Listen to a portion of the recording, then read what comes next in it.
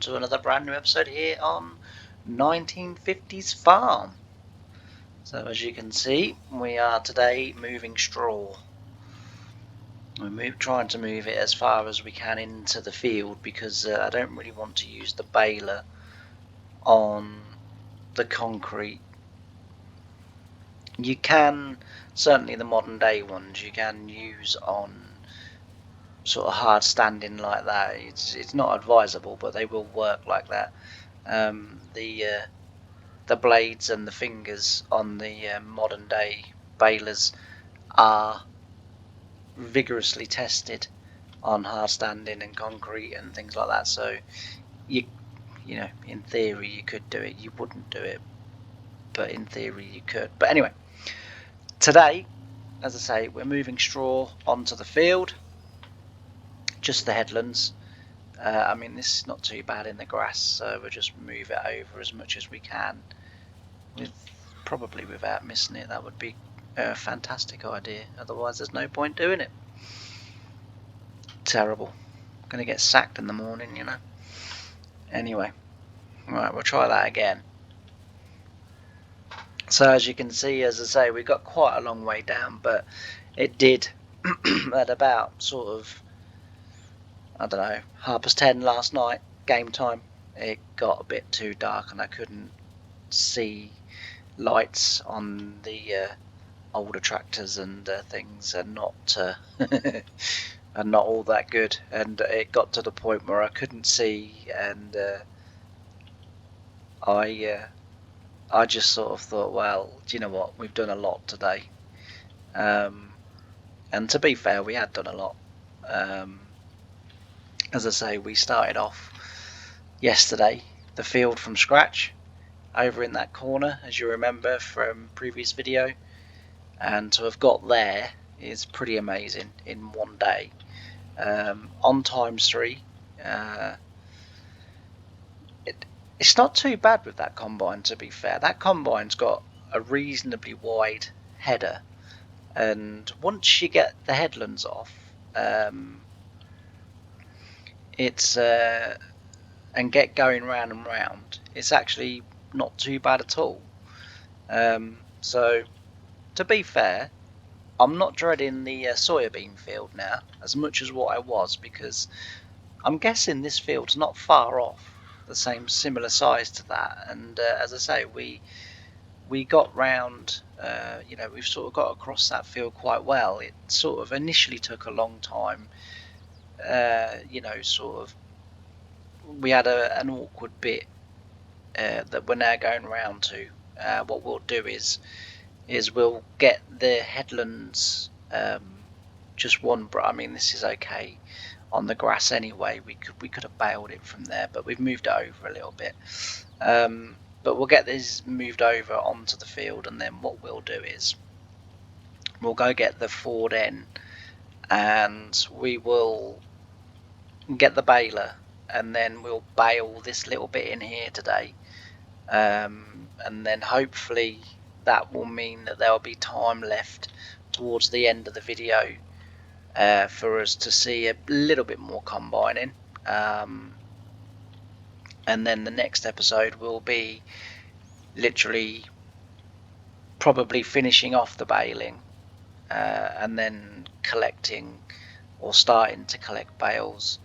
I will do some of that off camera as well. I'm not going to sort of do 10 videos of us baling one field, because it is going to take a long time to bale this field.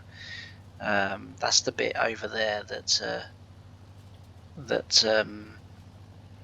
we got done. I've got plans for this bit here. This I'm not sure whether this used to be part of the roadway or whether this used to be where the old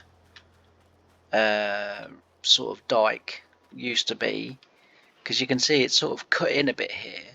So I'm wondering if once upon a time it ran that way as well, and either over the years it's been shaped and cut to go that way, or it's shaped and cut itself that way, which you know, sort of can happen. And so that they've slowly, gradually over the years been filling this in Well, I think now it's full enough that we can come over here from about here somewhere and cut it across, because I don't think that's going to come this way anymore. I don't think the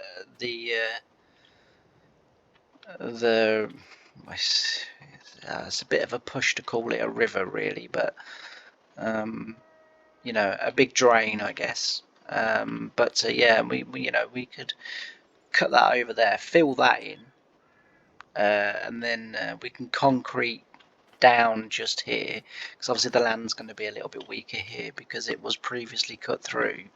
So we could concrete this and then make sure that the water stays on. I mean, which way is the current going? So the water's coming this way anyway, which makes even less sense why that would be there. But anyway, unless maybe this was once a part of an animal stead or something in the 1800s, and they cut the dike and the water in to obviously feed, if this was, you know, maybe, I don't know, a Roman village or anything like that. Did the Romans reach America? My history's not very good. I'm assuming they did. Certainly the Native Americans may have done it, but I'm going to stop right there, because I can almost hear the hundreds of people watching this that are laughing wildly at my history. But I'm just supposing as to why there may have been water down there. Yeah, so we'll get it filled in, get it concreted, and then we can make this field a little bit more of a normal shape, because it is a bit of an odd shape at the moment. But as I say, we'll crack on with moving our straw, and then once we get this bit down around the headland done, just one breed around the headland done, all the way around the field, once we get that done, we will then go to the forward end. We will leave this at the dairy farm, just in case we need to obviously move any more straw, or in case we need it for anything else. And then what we'll do is we will get the forward end, get the baler, and we'll get baling, and we'll come down here and we'll bale this bit to my left, this bit in here, and then depending on what the time of day is, depending on how long the video's been, or is, then you know, whether we go back and do a little bit more combining, or whether I'll finish the combining off screen and we'll do some more baling in the next video, or if I do the baling and then we collect in the next video, I don't know yet. Very conscious, sort of being a fairly, well, a new YouTube sort of creator, that I don't want to do too many videos of the same jobs. And the thing with this series is I want to keep it moving as sort of bristly as I can, because obviously, you know, the goal is that we show the evolution of farming, and you know, and I guess in a way the revolution of farming, you know, and the way that farming has changed, you know, from the 50s, which is, as I've said in, you know, previous videos, when you know, the American government especially were investing huge amounts of money in agriculture, not only in giving people grants to start up farms, to start up cattle ranches, to start up, you know, sort of dairy businesses, pigs, you know, you name it, you know. And you know, in the 1950s, horses and their use were gradually coming to an end. You know, the market and traders for horses were you know, having to get out, and a lot of them went into farming, a lot of them went into cows and, you know, stuff like that. I mean, you think about it, you know, if you were a horse breeder back, you know, in the sort of 1930s, 1940s, and you can begin to see the amount of money that's being invested in agriculture, you can start to see the advances in machinery that are starting to come out. You're going to want to get out of the horse industry fairly quickly, unless they're thoroughbreds and you're, you know, sort of breeding them for race horses or show horses or whatever. But otherwise, if you're just sort of doing general horses for pulling carts and ploughing fields and stuff like that, those days are numbered, really, and rapidly numbered as well. By 1953, 54, horses were gone from farming, they were gone from transport, because vehicles were coming in, cars were becoming more popular, they were becoming more affordable. They were still fairly an exclusive thing to a sort of select few of society, but they were becoming more popular. They were, as I say, gradually becoming more affordable. Not only was the American government at that time investing heavily in agriculture, they were heavily investing in sort of motorized vehicles in general. Buses were starting to come, because this was a cheaper alternative for, the everyday family of America, and not only America, but, the United Kingdom and, sort of places all over the world. And it's, from sort of what I've read and what I understand and sort of everything, the American government back then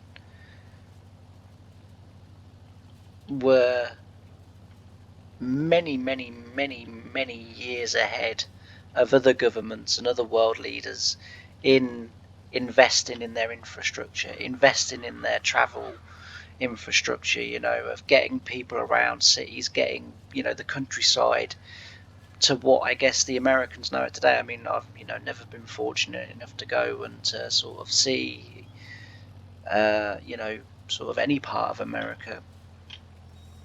But, and it's probably still the same today, although now probably the government doesn't invest so much with machinery makers, so like John Deere and Case and, sort of people like that.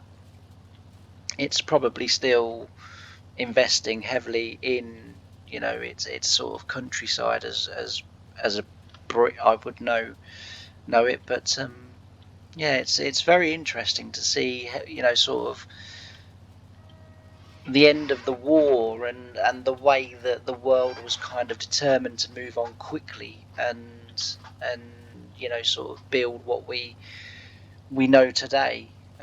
It's fascinating, it really, really is, and I've got some really nice trips planned over the next few months. I'm going to the British and American War Museum that we've got in London. I think it's London. One of the museums I'm going to is in London, the other one's in Leeds, I believe. I can't remember. I have planned it all out, but yeah, and to go and learn more about the history and really what the UK was doing, around this time, and wartime Britain and post-war Britain, and different things, and yeah, really sort of learning and seeing what's going on. Anyway, I have waffled on way too much already in this video, so I'm now, seeing as we've got a long drive back to the farm to get the baler, I'm going to quit this over to some music for you lovely people, and I'll see you at the end at some point. Okay, bye for now.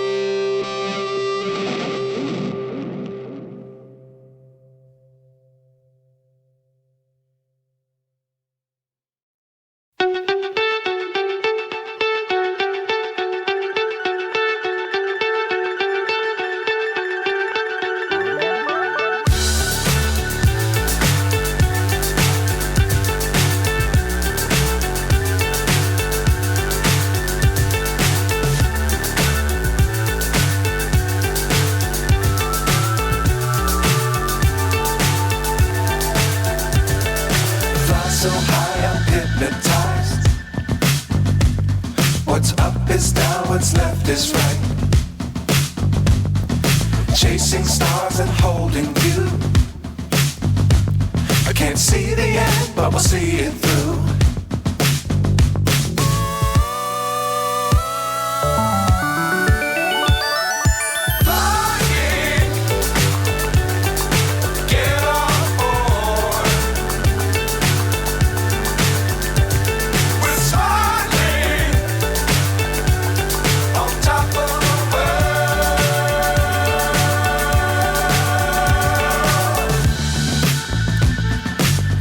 Times don't fly too high. Be sure to keep the ground in sight. Fly forever if you keep it tight. Love the world but keep the sky on your mind.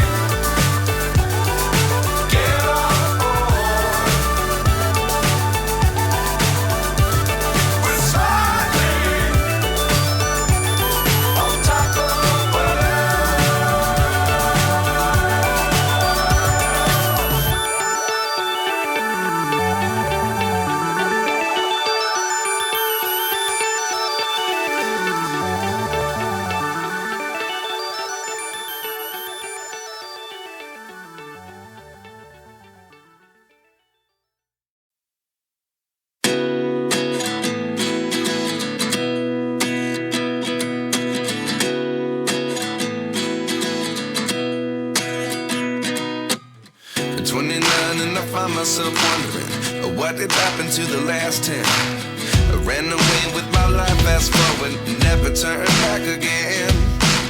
It's kind of funny that the more we pass time, the more we need to set them rewind. And 19 was the year I had to leave you, but now I'm seeing all the signs. Is this really happening? I can't believe it's true. I'm just as surprised as you. Is this really happening? I can't be too sure, but one day I'll be yours again.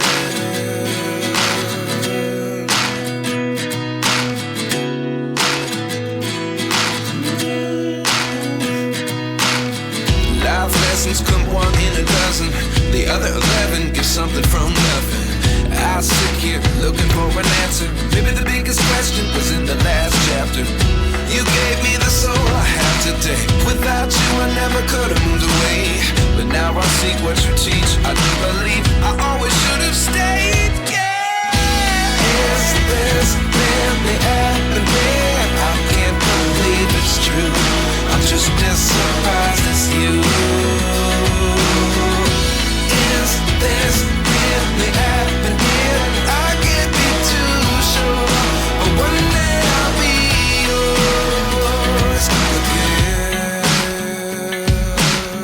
One day I'll be yours.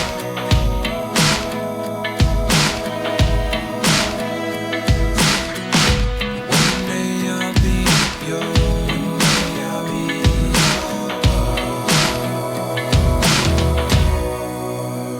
yours. Life lessons come one in a dozen. The other 11 give something from nothing. Life lessons come one in a dozen. The other 11 give something from nothing. Life lessons come one in a dozen. The other 11 give something from nothing. Life changes just open the door. One thing's certain, I'll always be yours. Is this really happening? I can't believe it's true. I'm just as surprised as you. Is this really happening? I can't be too sure, but one day I'll be yours. Yeah. Is this really happening? I can't believe it's true. I'm just as surprised as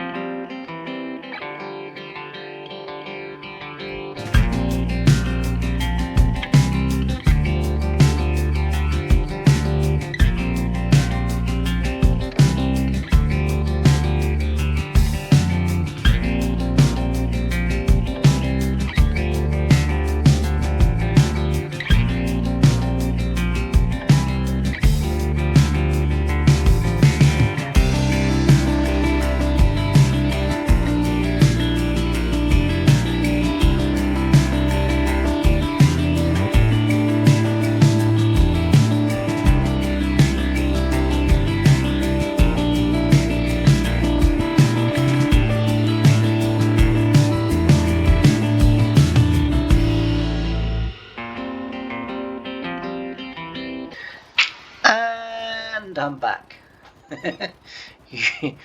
You joined me slightly stuck, as you would have seen.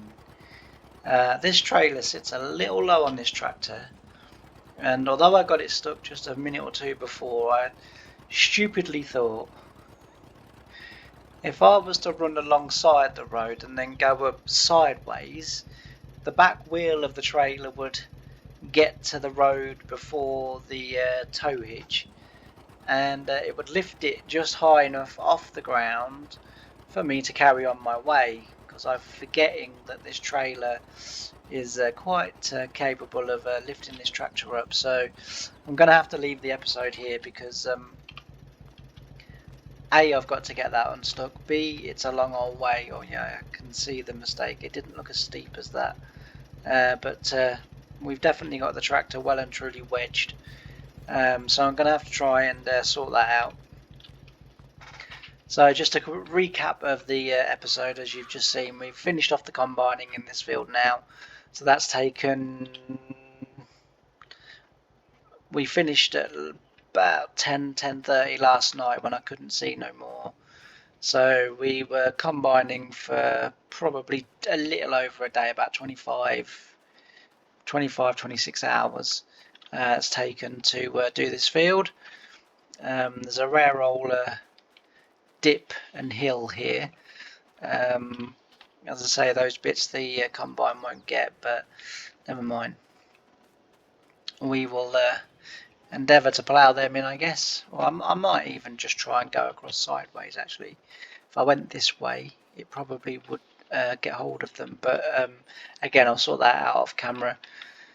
But yeah, so I hope you've enjoyed the episode. As I say, that will be combining done now for a couple of months on the game. We've got the corn to do and those 2 soybean fields. We've got this to bale and collect. That's going to take a few days. Probably by the time we get this done, we're going to be on combining the corn and the soybeans. Off camera, I'm going to also try and do a few contracts just to boost the money. Again, I said it in the last episode and I'll reiterate it so that no one thinks that I'm benefiting from the dairy farm.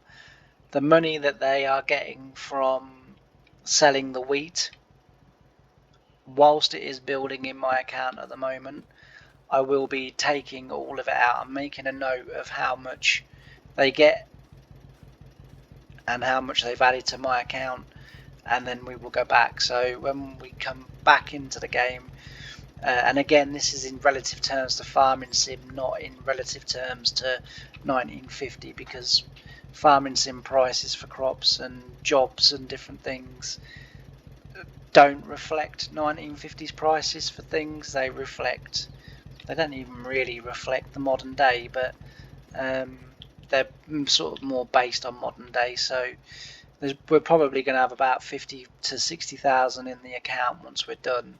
But the dairy farmers, as I say, will get the rest of the money, and they will be able to, develop the dairy or buy fields or machinery or whatever it is that the dairy decides that it wants to do. So that's what's going to happen in regards to that. And all that's left for me to say is a massive, massive thank you. At the recording this of Monday the 15th of April, I have hit 210 subscribers, which is absolutely incredible, because by May the 1st I was hoping I would get 125. So to be on 210, and it's not inconceivable that by the time May the 1st comes, we could be on 225 subscribers, which is 100 ahead of my target.